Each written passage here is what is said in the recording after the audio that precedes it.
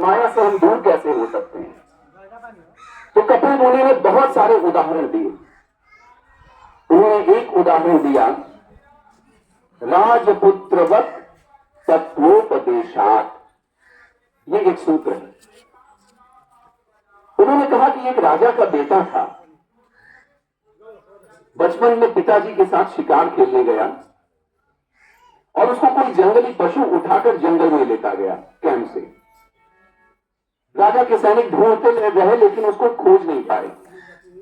उधर ही नदी के किनारे एक चांडाल रहता था। उस चांडाल ने उस बच्चे को देखा तो उसने जानवर को मार के भगाया और राजा के बेटे को अपने घर में रख लिया, क्योंकि वो अकेले रहता था, गांव से बाहर रहता था। सैनिक खोज नहीं पाए उस घने जंगल में। और वो राजा का बेटा उस चांडाल के घर में रहते हुए अपने को चांडाल समझने लगा, चांडाल का कर्म करने लगा। लाशों को जलाने में अपने पिताजी की मदद करता था, जो आते थे लाश जलवाने उनसे कर मांगता था।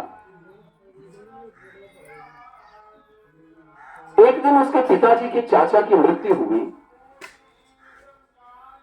और वो लोग उसको लेकर उसी जंगल में उस घाट पर गए। तो राजा की पत्नी ने देखा कि अरे, ये जो लड़का इधर लकड़ियां दे रहा है, इकट्ठी कर रहा है, ये तो एकदम मेरे बेटे जैसा है।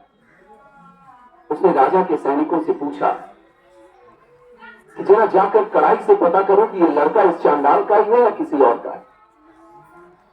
वे लोग गए और उन्होंने चांडाल से पूछा कि तुम्हारा लड़का है? उसने कहा जी नहीं साहब, इसको एक जानवर आज से 8-10 साल पहले दबा के आया था, मैंने इसकी जीवन रक्षा की है।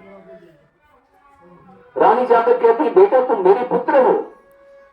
उसने कहा नहीं नहीं मां, आप गलत फहमी में हो, मैं इनका पुत्र हूं, ये मेरे मां बाप हैं। रानी बार बार समझाती है, लेकिन जब चांडाल और उसकी पत्नी ने कहा कि नहीं ये सच कह रहे हैं बेटा, ये तुम उन्हीं के पुत्र हो, हमने केवल तुम्हें पाला है, तब जाकर उसको यकीन हुआ कि मैं राजा का बेटा हूं। तो महर्षि कपिल कहते हैं तत्वोपदेशात्, जैसे राजा के पुत्र को तत्व का उपदेश हुआ। तत्व का क्या मतलब है? तत् यानी वह, और वह यानी जो है। जो जिस तरह से है उस चीज को उसी रूप में जानना, तत्व को जानना है। तो राजा का बेटा जो अपना तत्व भूल चुका था कि मैं राजकुमार हूं और चांडाल का कर्म करने लगा था, उसको बार बार तत्व का उपदेश देने से वह इस बात को समझ पाया कि मैं राजकुमार हूं, मेरा धर्म राजा का धर्म है। महर्षि कपिल इस चीज पर बड़ा बल देते हैं, कहते हैं कि ये राजपुत्र तो उदाहरण है, लेकिन इसमें जो मुख्य बात है वह है तत्वोपदेशात्। बार बार सही बातों को बताना, बार बार सही बातों को सुनना और बार बार सही बातों पर विमर्श करना, यही तत्व का उपदेश है। हम जो भूल गए हैं अपने आप को, हम भ्रम में हैं, हम कौन हैं, हम कहां से आए हैं, हम इस धरती पर क्या करने आए हैं? झगड़ा करने आए हैं, लड़ने आए हैं, कमाने आए हैं, क्या करने आए हैं? ये चीजें हमें सहज समझ में नहीं आती, हमें अपना स्वरूप नहीं समझ में आता है। तो जो बार बार इस तत्व का उपदेश सुनते हैं, इस पर मनन करते हैं, इसको धारण करते हैं, उनको अपना स्वरूप पता चल जाता है।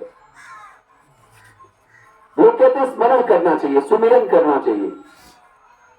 गुरु नानक देव बार बार सुमिरन पर बल देते हैं। गीता में कहा जाता है यज्ञानाम जप यज्ञो अस्मि, जितने भी यज्ञ हैं दुनिया में मैं उसमें जप यज्ञ हूं। जप करना चाहिए आदमी को, औरत को जप करना चाहिए। बैठे रहो, राम राम राम राम करते रहो, कृष्ण कृष्ण करते रहो। जिस इष्ट में आपका मन है उस इष्ट का नाम बार बार दोहराते रहो। उससे होगा क्या? पहली चीज तो ये होगी कि आपके मन के जो संस्कार हैं, जो आपको बार बार भटका रहे, दूसरे कामों में लगा रहे, एकाग्रचित्त होना शुरू कर दोगे। एकाग्रचित्त, एक जगह उस शब्द पे, उस नाम पे, उस जप पे आपका मन लगना शुरू हो जाएगा।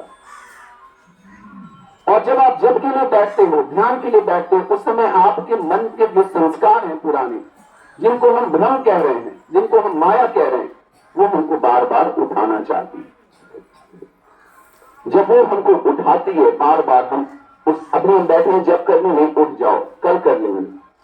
अभी हम ध्यान करने बैठे हैं, अभी थोड़ा सो लेते हैं, फिर कल ध्यान करेंगे।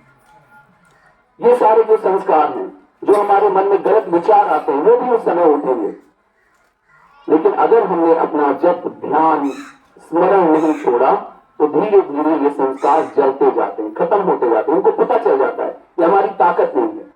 आप पर कोई अपनी ताकत तभी तक दिखाता है जब तक उसको ये पता है कि मैं इस पर अपनी ताकत दिखा सकता हूं। अगर उसको लग गया कि अरे ये तो मुझसे भी ज्यादा पहलवान है, तो फिर कैसे ताकत दिखाएगा। जैसे हमारे आश्रम के ग्रंथ में लिखा हुआ है कि एक संत थे, उनको नींद बहुत सताती थी। जब जब करते थे तो नींद बहुत आती थी उनको, तो खड़े हो जाते थे। जब जब भी नींद आती थी, जब करते समय खड़े हो जाते थे, कहते थे आओ अब मुझे हराओ, मैं खड़ा हूं। खड़े आदमी को नींद कैसे आएगी? वो नींद से झगड़ा करते थे ताकि उनका जप हो सके, ध्यान हो सके। तो जब ये वृत्तियां हमारी खत्म होने लगती हैं, तो हमें साफ साफ झील का जो पानी है, जब वो झील का पानी ठहर जाता है, तो हमें उसके नीचे दिखाई देने लगता है क्या रखा है। इसी तरह से हमारा जो ये मन है, हमारी जो चित्त की वृत्तियां हैं, ये जब निरुद्ध हो जाती